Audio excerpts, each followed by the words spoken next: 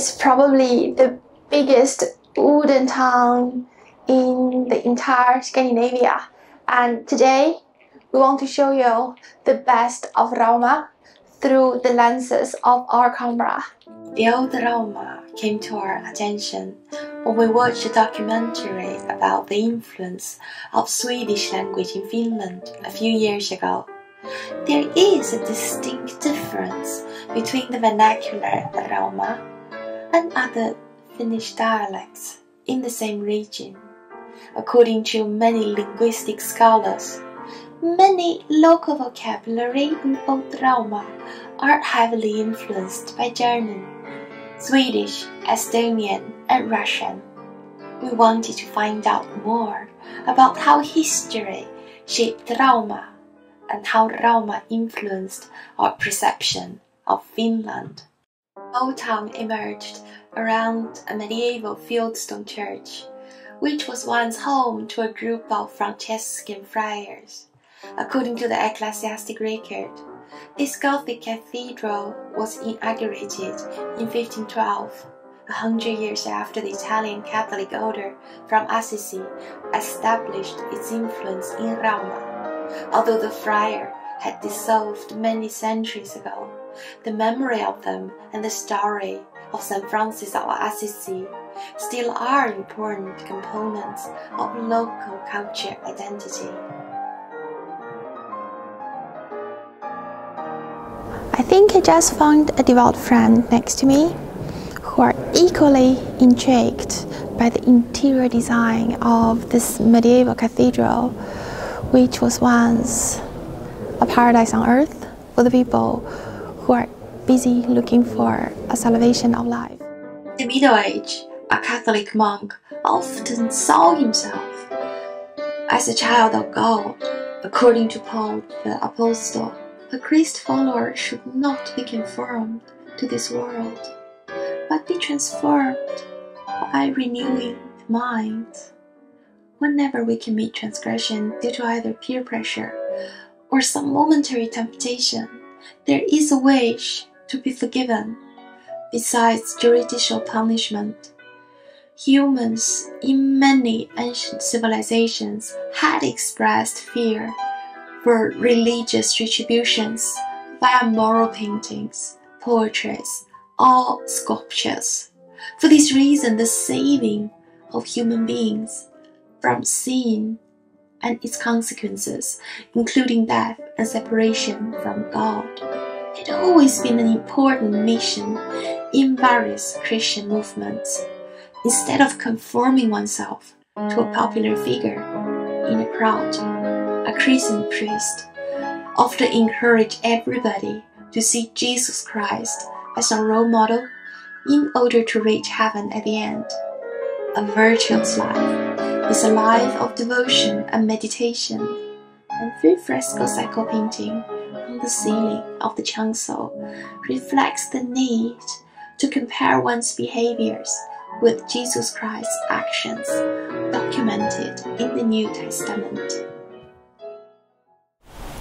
If I could travel with a time machine back to 18th century, by standing here, I could proclaim the highest power of the tongue, Rauma.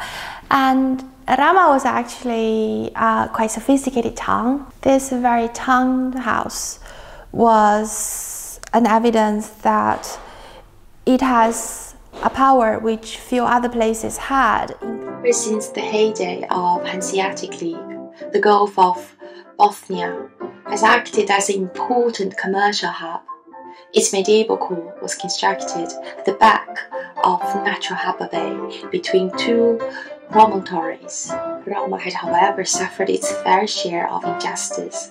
When Finland was ruled by Swedish kings, foreign sailings was prohibited for 130 years, starting from 1636. Goods could only be shipped to Stockholm and Turku. After the Treaty of Fredrikshamn, central power was shifted. The old Finland became an autonomous Grand Duchy of the Russian Empire. Rauma was once again an important commercial waterfront town. Most of the wooden houses in pastel colors in neo-Renaissance style along the meandering medieval streets were constructed in the 19th century. This is the most narrow street in the entire Finland. 600 homes, animal enclosures and storage sheds survived, many of which were designed by architects who were trained in Austro-Hungarian Empire and Sweden. In the beginning of the 20th century, Rauma had developed into Finland's largest fleet of sailing vessels. Finland was, however, still a predominantly agricultural nation. A maritime career was seen as a goldmine for a destitute young chap, despite there being a clear social barrier between the sailors and their leaders on board. And many captains were often despotic and sadistic. A world of seafarers attracted many young men who grew up in rural regions, regardless of their religious affiliations or occupational background. You must step into the shoes of a sea captain in order to understand the feeling of being a sailor in the old time. Just imagine when people still wear the folk dresses and walking around. Just step onto a ship and sail away towards the unknown before the invention of photography. Despite numeracy and literacy was often low, many young men were given an opportunity to work in various merchant ships, which sailed from Scandinavia, Britain, or Mediterranean, on the North Atlantic and the Gulf of Mexico, to South America and the Far East, sometimes even to Australia, New Zealand, and the west coast of America. Through their voyages, many of them gained important professional knowledge and backed up popular phrases from different languages while living in sailor towns. In the end, many young lads from nowhere transformed themselves into cosmopolitans by learning ideas, which they had collected from different waterfront societies, in which travelers who supported a large variety of different novel political and socio-economical ideologies interacted and collaborated. The common concept of a free market was no longer confined within intercontinental trading alone.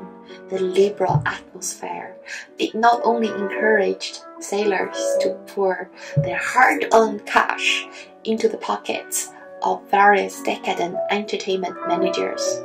In salons and pubs, they also listened to highly effective debates amongst the radical thinkers who believed Europe was on the verge to explode and dissolve itself. In various prayer houses, they had met eloquent reverends who followed different Christian sects established in the New World whenever they were in need of any means of consolation after being away from home for too long. Whenever they needed to repair their ships, they were helped by highly skilled shipwrights who had worked with many different ships and steamers. When coming home to Finland, these young sailors did not only bring with them new lifestyles, innovative concepts, and suggestions to various dangerous monkey business, but also thoughts which challenged social conventions and economical structures. The lovely albatross. Some sailors associate this lovely creature with fortune and others with misfortune. What do you think? One of the earliest Finnish maritime schools was also established here in Rauma in the middle of the 19th century to accommodate the need to supply ships with qualified officers and naval engineers who could ensure every sailor's safety under all weather conditions. Ever since the beginning of Reformation, literacy has been seen as a key of the Finnish Protestant movement. It was an advanced school for young men. In order to be admitted, they needed to prove they had a good reputation, be in good health, and be able to read and write. Compulsory school subjects included mathematics, navigation, spherical geometry, and astronomy. Also, shipbuilding skills, sail and rigging drawings, geography, Finnish, English, maritime laws and regulation, and also general health care at sea. Trips, endless trips brought wealth and also European style into Finland, and this is the very showpiece of the lifestyle of a 19th century ship owner here in Rauma. Finnish industrialization began rather late in comparison with other European nations.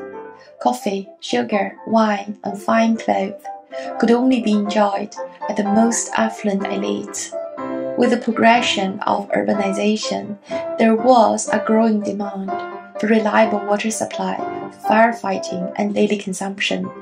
Later, a sewerage system was also established after Finnish health experts went on numerous fact-finding tours abroad. Check out, this is an old-fashioned shower. The original owner of this beautiful mansion was Cobble Granlund, who began his maritime career at the age of 9. Despite never receiving any formal training in school, he learned English and navigation by working and interacting with sailors from other nations. At the age of 50, he became an affluent ship owner. However, the likelihood of succeeding in upward mobility was very low in the 19th century. Wealth was concentrated within a small number of people. Education system was available only for those who could afford it. Granlund was an exception rather than an example of his own period. They have definitely take their impression from the interior design of St. Petersburg's royal palace. I mean, it does not look like a home to me. It looks like a place to show your wealth, to show your sophistication, as if something is missing in their life. And looking at all the classic elements in this house, I'm wondering what is missing in their life whilst they have all the money everybody wants to have in their possession. Looking at the old Russian flag in the painting, I felt a strong sense of dissatisfaction, as if the overemphasis of neoclassic's artistic style was the captain's language to express a feeling of displacement amidst the ongoing Russification. When he resided here with his beautiful young bride and their offspring, the Russification process intensified, sanctioned by those who wanted to climb along the political ladder to fulfill their personal ambitions.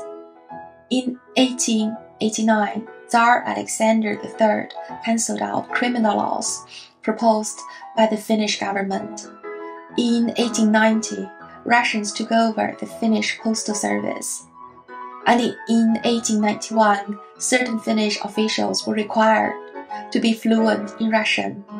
For me, every biblical citation carved in Swedish in this room is a sign of his desire to escape from his native soil to pragmatic Europe, upon which the Montesquieu's formulation of separation of power slowly changed the silhouette of powerhouses in most Protestant countries, and Wollstonecraft's monumental discourse of women's rights propelled blue stockings in all ages to fight for equality and independence. He could sail away with his sailing vessel and procure all thinkable amenities from the free markets. However, he could not escape the fate of hoisting a large Russian flag in his vessel. A day glides to its end, and now it's time to take the bus to our hotel room in Turku. What an adventurous day! Rauma is a complex town which encourages every ambitious traveler to create their own stories. At the end of the day, I visited the high tower and enjoyed a wonderful view of old Rauma and the rest of the municipality from above, under the beautiful spring sunshine. I realized that the Finnishness means the determination to stay self-reliant, despite the general conditions were not always favorable.